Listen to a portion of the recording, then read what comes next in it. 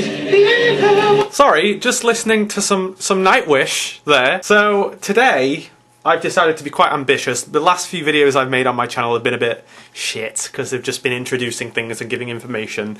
Today I'm being quite ambitious, and hopefully this video will be fairly substantial in its scope, its range, its content, and in its effect on the YouTube landscape. So you know how I'm sort of interested in politics, but I don't study it formally and I'm not a particularly keen political mind. Well, I'm always looking for new and interesting and intriguing and ingenious and simple ways for me to learn about politics and society and culture and everything without putting much effort into it. Basically to learn about politics and stuff without having to read pages and pages and pages of PDF files on my crappy LCD screen. And I think I found, nay, invented a rather ingenious way for me to learn a little bit more about how states work and how sovereign states are constructed. What I've decided to do is create my own country, and I'm going to explain some things about my country and basically set up its government in a very, very simplistic way. I'm not going to go into massive amounts of detail because I don't have an acute political mind that will allow me to do that. But I am going to try and set up a state for you in a way that I would see as my ideal state. So first things first, where is my state? I've decided to put it there, sort of along the middle of the Pacific Ocean and pretty close to Central America. Why did I decide to put it there, I hear you ask? Tropical. I want to have a tropical nation. I want it to be palm trees, hula skirts, steel drum music. It is going to be a blast living in my country. So there it is. It's kind of just this amorphous blob sort of shape because I wanted it to look at least a little bit realistic. I mean, I could have just drawn a square and said, oh, well, that landmass exists now. How odd. So there you have it. That's my island. That is my island. Okay, moving on. What are we going to call this nation? Well, I kind of wanted to call it something like Latumland or Latumia, but they don't really roll off the tongue very well. So what I'm going to do is take Latumia and just change the sound of it a little bit. It's going to be pronounced Latumia. Welcome to the country of Latumia, where its citizens are known as Latumians. Which sounds a bit like an alien race from Star Trek, but fuck it. That's what it's called. Okay, so we have the island of Latumia, located in sort of the middle of the Pacific Ocean, fairly close to Central America. And pretty close to Hawaii as well, and we're gonna be friends, us in Hawaii. We're gonna get on with the Hawaiians. Perhaps go on house trading holidays. You never know. Right, what else do we need? This country of Latumia needs a flag. Now, I spent rather a long time constructing this flag because my first attempt, I showed my brother, and he described it as, and I'm quoting him directly here, looking like three dicks. Because basically, I basically had like a blue background with these white, like, branches coming out. I wanted it to look sort of tropical and tribal, but it looked like three dicks. And I just don't want my country's flag to look like three dicks. No offense to dicks, triplicate or not, but yeah. It's just not on the cards. Sorry, Latumians. So I scrapped that, went back to the drawing board, spent ages slaving over a hot bootleg version of Photoshop Elements, and came up with something a little bit better that I am actually quite proud of, and I have, thankfully, got the blessing of my brother. Feast your eyes on this.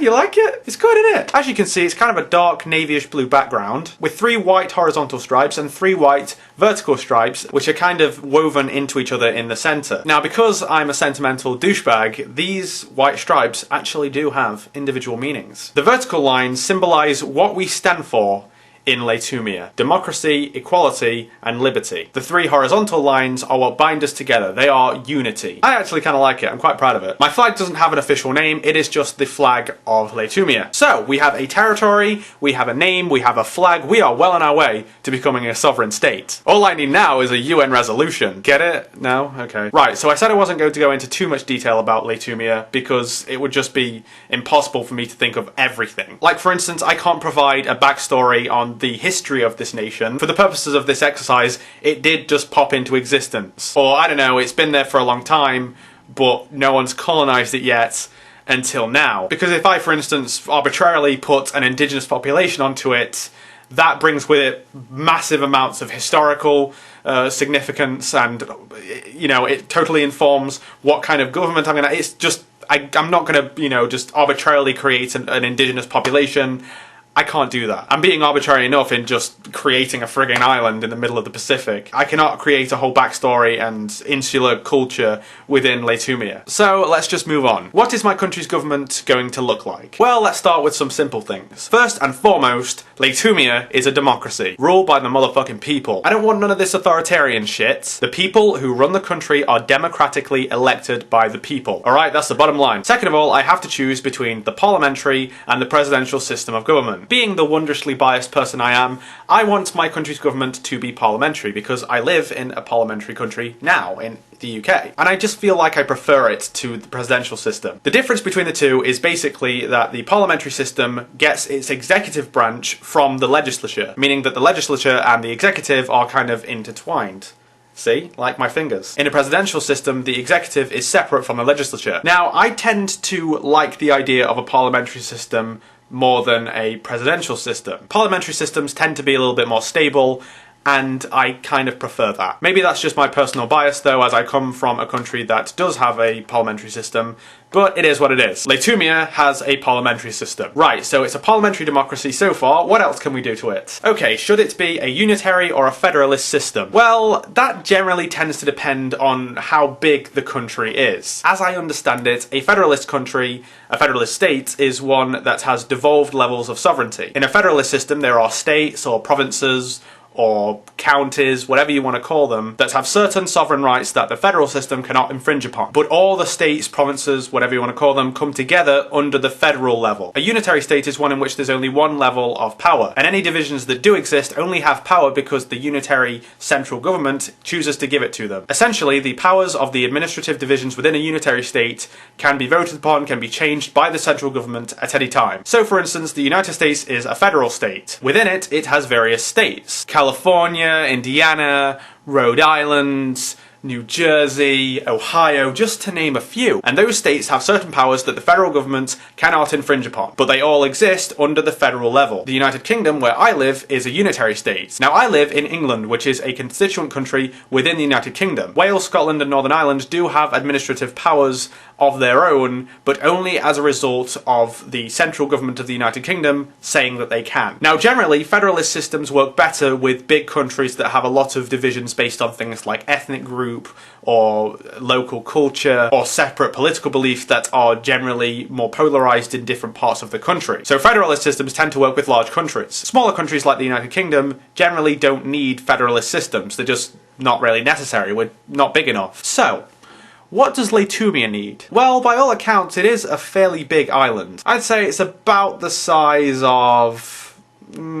Mexico, or if you kind of scrunched Mexico together. But as I said, federalist systems generally exist to represent different groups within the country that are different from others. And I don't just want to create some arbitrary population. Like, for instance, there's some indigenous LatumWayans in this little pointy part here, and everywhere else is just mestizo white people that have gotten there through colonization. I can't just make that up. I'm just making up an entire history of a country. So should I just assume that LatumWay has a fairly homogenous population and therefore doesn't really need a federalist system? Fuck it, it is quite a big country, but I can't just zap into existence political and ethnic divides within my country, so it's unitary.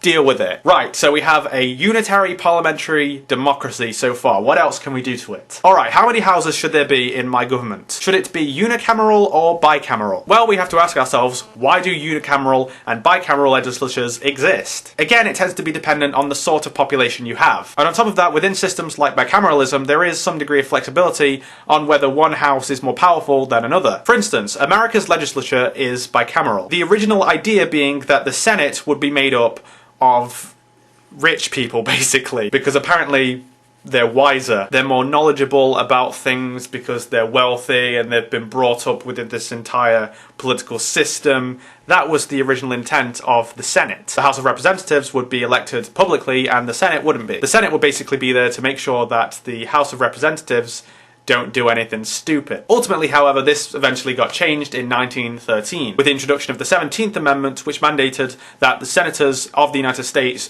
would be elected via popular vote. Now the rationale is that the Senate represents the various states equally. So each state has 2 senators. The House of Representatives will represent them by population. So for instance, Rhode Island, which is a teeny tiny little state on the East Coast, will have far, far, far fewer representatives than, say, Texas. But on top of all of that, bicameralism basically gives the opportunity for a second thought to be given on various pieces of legislation that are being considered in the first house. In the United Kingdom, we have the House of Commons, which is where most bills and new laws and everything are originated, and then they go into the House of Lords, where they're considered a second time. I'm not going to go into the details of how the British system actually works specifically, because it's a bit more complicated than that, and I don't have the time. But essentially, like the government of the United States, the government of the United Kingdom is bicameral. Fundamentally, where they differ is the fact that the relationship between the 2 houses in the United Kingdom is far less equal. The House of Commons has far more power than the House of Lords here in the UK. Now, a unicameral system of legislatures tend to exist when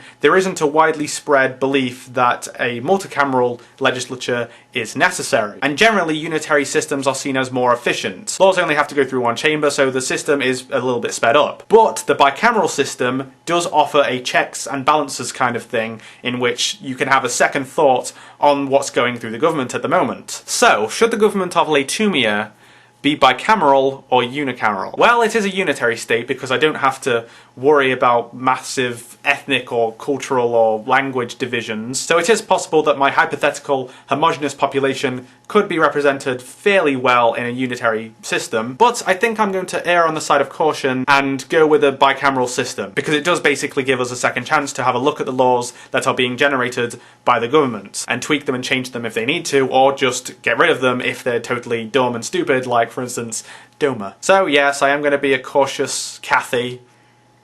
I just made that up. I'm going to be a cautious Cathy and err on the side of caution with a slow but safe bicameral system in lieu of the slick, live fast, die young unicameralism of various other states. I'm sorry, I don't want anyone playing hard and fast with the legislation of my government. This shit needs to be considered. Unicameralists.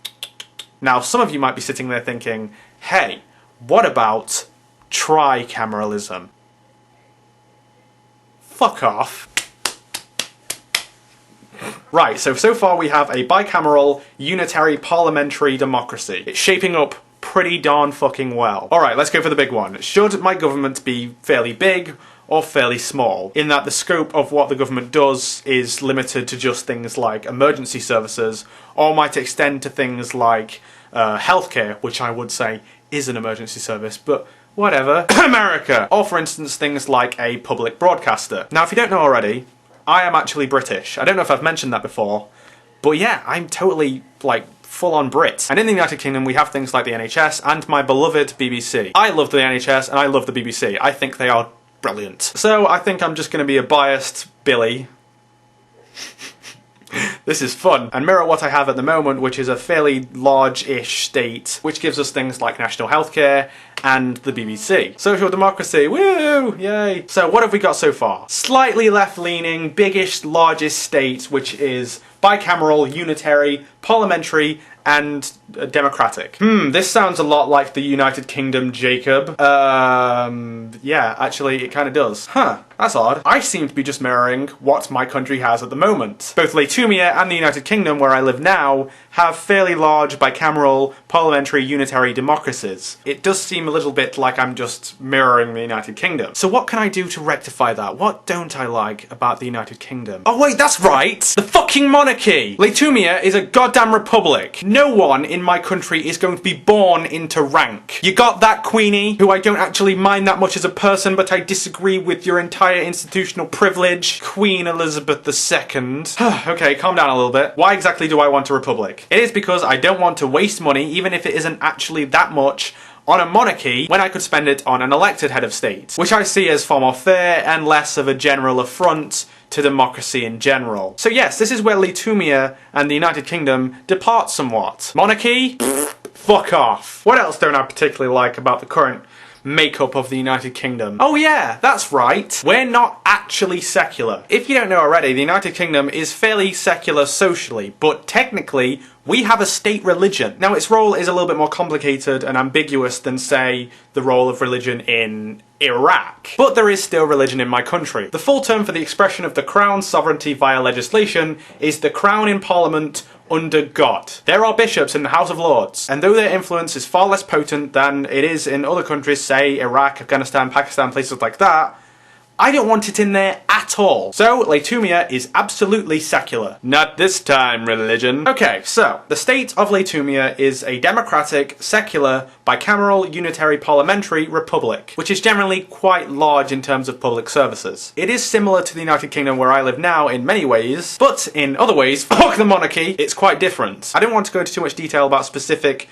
policy decisions of the country. I really can't be asked to write up an entire constitution for Latumia, but I generally would hope that the people of Latumia wouldn't be arseholes who hate gay people and the rights of women and people of different races. So I would hope that Latumia would have like full rights for gay people, abortion rights, legislation against hate crimes, that kind of thing, but I'm not going to go into too much detail about that. So there we have it. That is the state of Latumia in a nutshell. So what would be your ideal state? Now, if you're an anarchist, I get that this is kind of excluding you somewhat. I suppose if you want to, you can create your own country and just have it stateless and explain it from that perspective. I don't want to be an excluding Elijah. That one was completely forced, but it is what it is. However, the majority of us are statists, or at least statists by default, and I want to know what kind of state you would prefer. So make your own state. Plot it somewhere on the map, give it a flag, and tell me how its government would be constructed. I want to see what you'd like to see in your country. Now, you can approach it from a very fastidious, nitty-gritty political perspective and go into much more detail about the makeup of the government than I did, or you can just plot an island on the map, make a flag, give it a name, talk about the kind of society that you want. What I want from you is basically to just do what I've done. Create your own country and explain to me how it would be made up. And leave me a video response telling me all about it. Maybe we can set up some free trade agreements. Oh, stop it, you. I don't care who you are, I don't care what kind of politics you have. If you're watching this video, make your own country and tell me all about it. Happy country making!